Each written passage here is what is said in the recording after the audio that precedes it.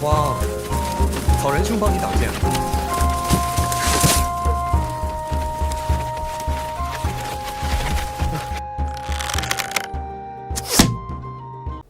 A woman once asked me what the meaning of life was. I thought this was kind of a peculiar question to ask somebody after a night of drinking, but I wanted to test my rhetorical skills. So, without hesitation and with complete confidence, I told her that it was to occupy the creative space between order and chaos. I'm not entirely sure where I lifted that from, but I very well might have been paraphrasing something that I heard Jordan Peterson utter at one point. In retrospect, I don't really know if that is the one meaning of life, but it is a place that I like to hang out. I like to be on the edge of what I know, pushing the boundaries. If you hang out here where, it's all order, that's a little mundane and almost, it's a tyranny unto itself. If your life is so rigid and structured that nothing new ever happens, that doesn't sound like a place you really want to be for very long. Likewise, you don't want to dwell in complete chaos and darkness either. And that's a tyranny as well. It's just of a different flavor. That's a world where nothing makes any sense and shit just happens and nobody knows why. You really, really want to be on that edge. That's where the action's at. That's where you're standing on what you know and grasping into what you don't know to try to discover new things. And again, I don't know if that's the complete meaning of life, but it's certainly something that makes me feel very alive when you're discovering new things or just discovering a new perspective, a new way of looking at something that gives you a better understanding and a new perspective on things. That's where growth happens. So whenever, I have those aha moments where you just, something clicks and what used to be a mystery to you now just makes perfect sense. When I was young and those used to happen, it could be dangerous because when you're young and you first start to discover things and you get that feeling, you start to think that you're wiser than you are. A new mind starts to have ideas and epiphanies of its own, and it thinks it's more brilliant than it is. And it can quickly become conceited, but if you can work through that, and you can stay humble, then you can have a lifetime of those epiphany-like moments. And something that's probably equally as fulfilling as having those moments for yourself is sharing them with others and trying to give others that same experience. And I guess that's what I like to do with this channel. As I seek truth and understanding in various ways, as I gain insights along those fronts, I like to package that into a video form and try to upload it to the world. And there's a number of good reasons for doing that. For one, if I discover something that's interesting and insightful and helpful to me, well, I want to share that with the rest of the world. Maybe they could benefit from it the same way that I did. Of course, living on the edge of what you know and relentlessly pursuing wisdom and knowledge is certainly a fulfilling pastime. I don't know if that's quite the meaning of life. Now, I get it that not everybody believes in God, but what do those people know? Supposing that God exists, if there's a supreme consciousness and intelligence through which everything was created, and as part of the creation that was made in the image of the Creator, given the gift of consciousness, it would seem that perhaps the greatest meaning in life is to find fellowship with that Creator. I mean, that would probably confer a lot of purpose and meaning in one's life. And of course, your relationship with God is also intertwined with your relationship with other people. So it would stand to reason that a lot of meaning in life is derived from the fellowship that you have with other people. So how do you interact with those other people that you have fellowship with? Well, if you want to be in good standing with those people, it's a good idea to live a virtuous life. I mean, if you had a choice in the matter, would you rather hang out with somebody that has courage and who is fair and who is wise and has things under control, is temperate? Or would you rather hang out with somebody who's the opposite of that, a coward, unjust, foolish, and who's ill-temperate, who's, out of control in several different ways? Well, if you say to yourself, well, I'd rather hang out with the first guy, the virtuous guy, well, be the change you want to be in the world. So perhaps much of the meaning in life is derived from striving to live a virtuous life. And I guess lastly, we're all here because our parents decided to have kids. Now, apparently this practice is sort of falling out of favor in much of the developed world, which is unfortunate because it's sort of paramount to the proliferation of civilization. But certainly there's a lot of meaning in life to be derived from having a family and investing heavily in the upbringing of your children. Trying to instruct them and giving them the best possible childhood so that maybe someday when they're your age, they won't end up as screwed up as you happen to be. I'm guessing that when you get older, people derive a lot of meaning from their relationships with their kids and grandkids. Now, in America, we lead the world in people that are on antidepressants and anti-anxiety medication. We also have an epidemic of people overdosing on narcotics. I believe one root cause for this is a general malaise of purposelessness, just lack of direction in people's lives. Well, if you don't have much direction in your life, well, you have to put some there.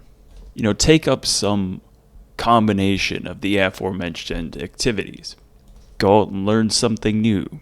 Talk to God. Find good friends and invest in your family. You're probably not going to want to get to your deathbed someday and while you're reflecting on your life, realize that you spent most of it sitting on the couch watching stupid sitcoms and then come to the conclusion, hey, I probably should have been more deliberate with my life. So to again borrow from my good pal, Jordan Peterson. Well, sometimes it's like you have to go on an adventure in life, man. You have to battle it out with the fire-breathing dragons of chaos. And then you gotta clean your damn room. Another reason why people, I think, are miserable is because they're constantly trying to keep up with the Joneses. Or they're constantly chasing the next material thing that they need to acquire. Such people are living proof that life exists not in the abundance of things. I realized relatively early on in life that that's just a hamster wheel. It never gets you to where you want to go. The fact is, you're comparing yourself to the wrong people. Odds are if you live in the Western world and you're watching my video, you're probably rich beyond belief. Now, you probably don't feel that way because you're too busy comparing yourself to somebody who's even richer than you are. Well, if you stopped comparing yourself to Jeff Bezos and started comparing yourself to most of the rest of the world, or most of the rest of men that lived throughout history, you'd soon realize that lack of material possessions, lack of luxury, probably isn't your problem.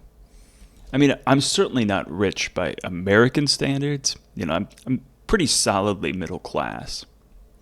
And as such, I live exponentially better than kings lived a few hundred years ago. I mean, think about it. We've got automobiles and planes and air conditioning, modern dentistry. I mean, you can pull out your phone and go on the internet and have the accumulated knowledge of hundreds of generations in the palm of your hand. Don't believe me? Well, just Google it. Did you know there's people in parts of the world that live in mud huts and burn dung for fuel? So try this. If you have a hard time appreciating the things that you have in life, and I suspect that the antidote to envy is learning to have more gratitude for the things that you do have in your life. So if you're struggling with that, next time you get up in the morning, maybe after you had your first or second cup of coffee.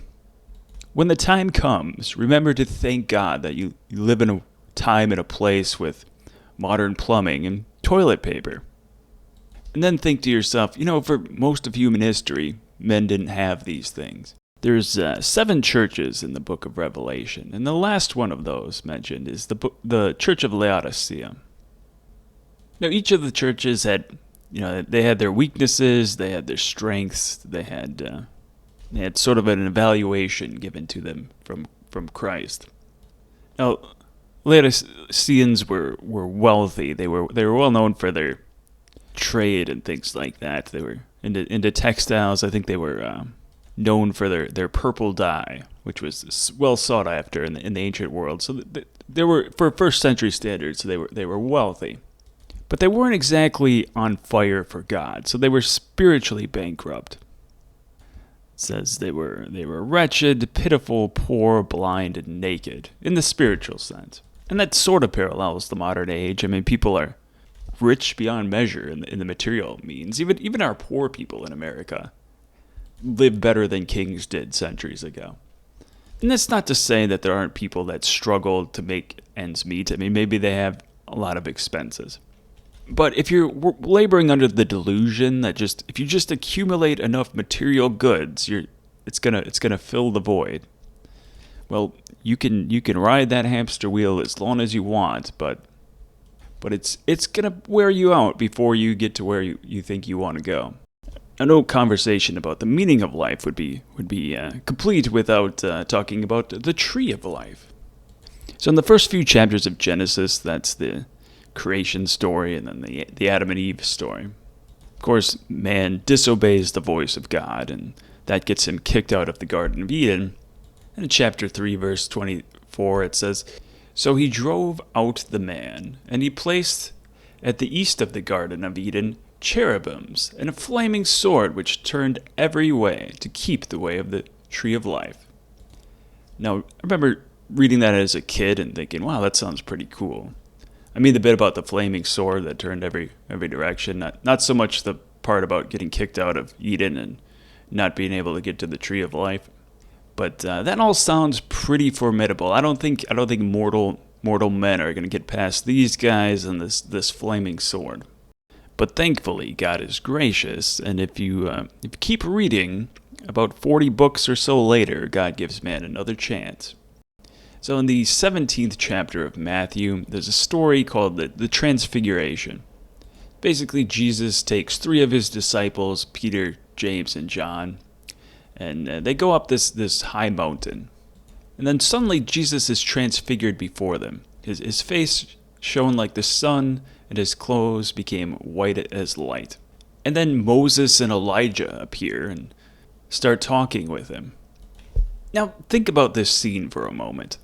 Granted, these were his disciples. They've been following around for the last 3 years. But these are relatively poor first century Jews. I think Peter was a fisherman. None of these men were really high status people. They've been following this rabbi around, and he's been walking on water, healing lepers, rebuking storms, just normal everyday stuff, I guess. And now he's transfigured before them, and Moses, like the patriarch of their tradition, and Elijah, the chief among the prophets, shows up and starts talking to this Jesus character. Naturally, they get pretty excited, and they start to have all these grand ideas, like building tabernacles and whatnot. Starting in verse 4, it says, "Then Peter answered and said to Jesus, 'Lord, it is good for us to be here. If you wish, let us make 3 tabernacles, one for you, and one for Moses, one for Elijah.' And while Peter's saying all this, behold, a bright cloud overshadowed him, and suddenly a voice came out of the cloud and said, 'Hey, shut up and listen to the kid.'" All right, I'm paraphrasing that part, but I think the point here is listen to the words that are coming out of his mouth. That's what's important here. And really, I don't think theology is much more complicated than that. I think a lot of times people try to make it so.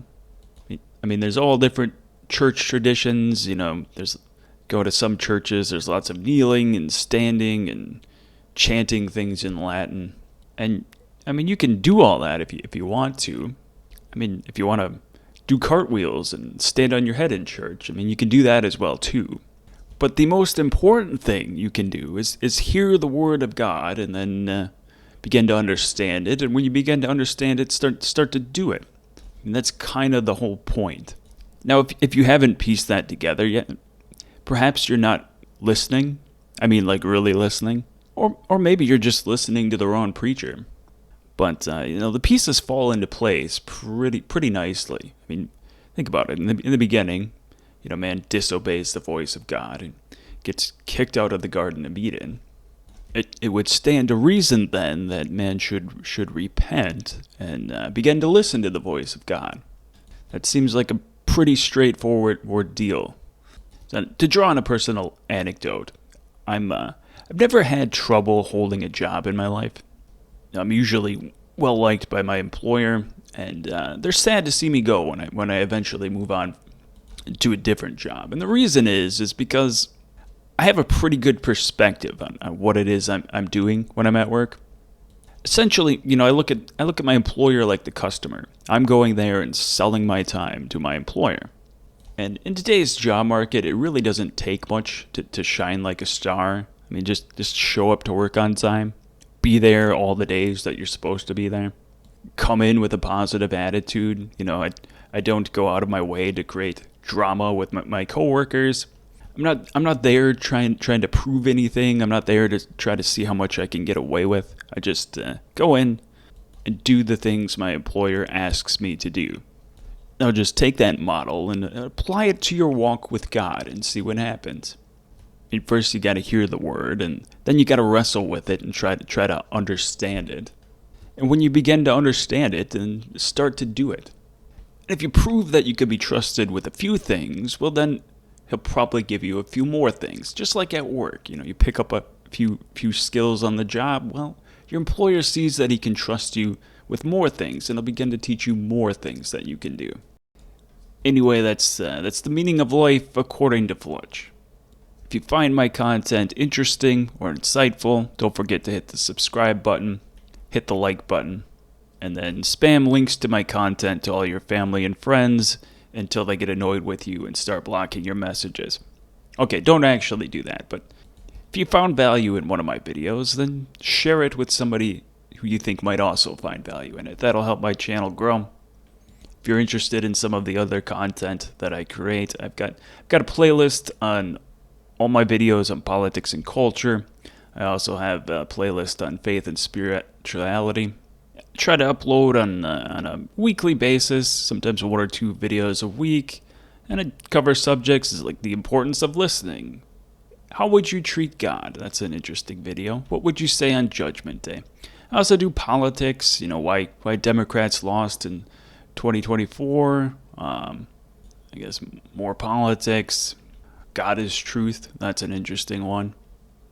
Anyway, I think I usually have a rather unique perspective on things.